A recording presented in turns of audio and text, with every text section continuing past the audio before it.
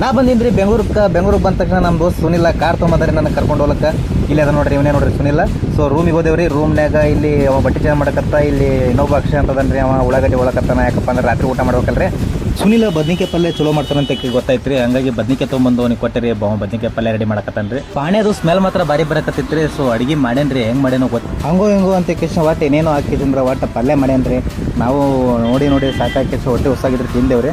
ಮುಂಜಾನೆ ಎದ್ದು ಅಲ್ಲೇ ದಾರಿ ಒಳಗಿರುವಂಥ ಪುನೀತ್ ರಾಜ್ಕುಮಾರ್ ರಸ್ತೆ ಬಂದೇವ್ರಿ. ಸೊ ಇಲ್ಲಿ ಇಂದಿರಾ ಗಾಂಧಿ ಕ್ಯಾಂಟೀನ್ಗೆ ಬಂದೇವ್ರಿ.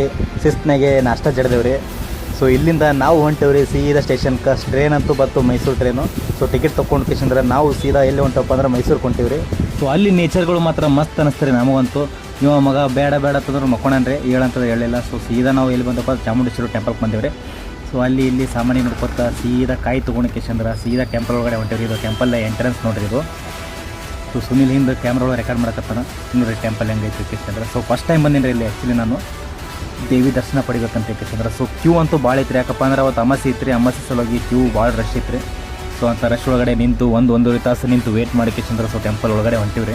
ಜನ ನೋಡ್ರಿ ಎಷ್ಟು ರಶ್ ಐತಿ. ಸೊ ಎಲ್ಲರೂ ಪಾಳೆ ನಿಂತಿದ್ರು. ಈ ಕಡೆ ಸ್ಪೆಷಲ್ ಎಂಟ್ರಿ ಅಂತೇಳಿ ನಮಗೆ ಗೊತ್ತಿರಲಿಲ್ಲ. ಸೊ ಹಿಂಗೆ ಮಾಡ್ಕೇಶಂದ್ರೆ ದೇವ್ರ ದರ್ಶನ ಪಡ್ಕೊಂಡು ಸೀದಾ ಹೊರಗಡೆ ಬಂದೇವ್ರಿ. ಇದೊಂದು ಸ್ವಲ್ಪ ನಿಂತು ಸೆಲ್ಫಿ ತೊಗೊಂಡು ಸೀದಾ ನಾವು ಹೊಂಟೇವ್ರಿ. ಎಲ್ಲಿಗಪ್ಪ ಅಂತಂದ್ರೆ ಮೈಸೂರು ಅರಮನೆಗೆ ರೀ. ಸೊ ಮೈಸೂರು ಅರಮನೆ ಇಲ್ಲಿ ಹಿಂದ್ಗಡೆ ಇದ್ದೀವ್ರಿ. ಇಲ್ಲಿ ವಾಕಿಂಗ್ ಮಾಡ್ಕೊತ ಹೊಂಟೀವಿ. ಇಲ್ಲೇ ಅದ ನೋಡ್ರಿ, ಇದೇ ನೋಡ್ರಿ. ನಾವು ಯಾವಾಗಲೂ ಸಣ್ಣವರಿದ್ದಾಗ ಟೂರ್ ಪಿಕ್ನಿಕ್ ಅಂತ ಕರ್ಕೊಂಡು ಹೋದಾಗ ಹೋಗಿದ್ದು ಒಂದು ನೆನಪು ರೀ ಮೈಸೂರು ಅರಮನೆ. ಅದಾದ ನಂತರ ಒಟ್ಟು ಹೋಗಿರಲಿಲ್ಲ. ಸೊ ಭಾಳ ದಿನ ಆದಮೇಲೆ ಬಂದಿನಿ ರೀ ಮತ್ತು ಮೈಸೂರು ಅರಮನೆಗೆ.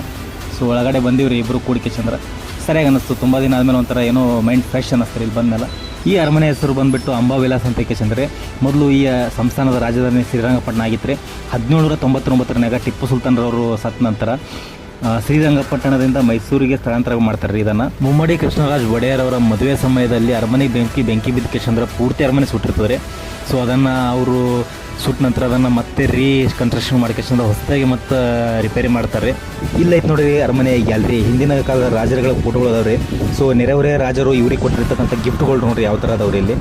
ಸೊ ಹಂಗೆ ನೋಡ್ಕೊತ ಹೊರಗಡೆ ಬಂದೇವ್ರಿ. ಇಲ್ಲಿ ಫಾರಿನರ್ಸ್ ಬಂದಿದ್ದರು. ಫಾರಿನರ್ಸ್ಗಳನ್ನು ನೋಡ್ಕೊಂಡೇವ್ರಿ.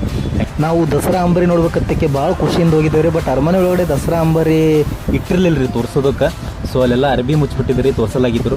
ಸೊ ಅಂಬರಿ ಒಳಗಡೆ ಇತ್ತು ಇಲ್ಲೋ ಅನ್ನೋದೇ ಗೊತ್ತಾಗಲಿಲ್ಲ. ಹಂಗೆ ಬ್ಯಾಸರ ಮಾಡ್ಕೊಂಡು ಕೇಶಂದ್ರೆ ಹೊರಗಡೆ ಬಂದೇವ್ರಿ. ಸೊ ಅಲ್ಲೇ ಗಾರ್ಡನ್ ಒಳಗಡೆ ಒಂದು ಸ್ವಲ್ಪ ಓಡಾಡಿ ಸುತ್ತಾಡಿ ಕೇಶಂದ್ರೆ ಸೀದಾ ನಾವು ಏನು ಮಾಡಿದೆಪ್ಪ ಅಂತಂದ್ರೆ ರೂಮಿಗೆ ಹೋಗಿ ಕೇಶನ್ ಬ್ಯಾಗ್ ಪ್ಯಾಕ್ ಮಾಡ್ಕೊಂಡೇವ್ರಿ. ಯಾಕಪ್ಪ ಅಂತ 8 ಗಂಟೆಗೆ ಬಸ್ ಬುಕ್ ಮಾಡಿದ್ದೆ ರೀ. ರ್ಯಾಪಿಡೋ ಬುಕ್ ಮಾಡ್ಕೊಂಡು ಕೇಶಂದ್ರೆ ಸೀದಾ ಬಸ್ ಸ್ಟ್ಯಾಂಡಿಗೆ ಬಂದೇವ್ರಿ. ಬಸ್ ಒಳಗಡೆ ಕೂತ್ಕೇಶಂದ್ರೆ ನಮ್ಮ ಊರಿಗೆ ನಾವು ಹೊಂಟೇವ್ರಿ. ಬೇರೆ ಊರಿನಾಗ ಎಷ್ಟು ತಿರುಗಿಡಿದ್ರು ನಮ್ಮೂರು ಅನ್ಸಂಗಿಲ್ಲ ರೀ. ಸೊ ನಮಸ್ಕಾರ.